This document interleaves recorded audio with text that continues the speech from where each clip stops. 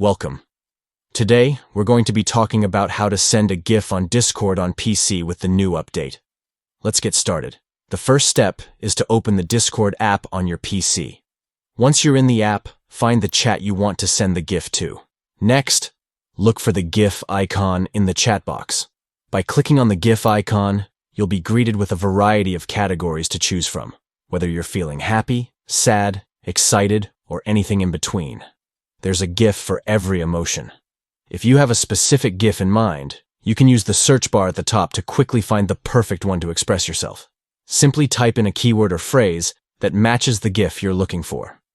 Once you've found the perfect GIF that captures your emotions, click on it to send it in the chat. And just like that, you've successfully sent a GIF on Discord with the new update. That's all for today's tutorial on how to send a GIF on Discord on PC.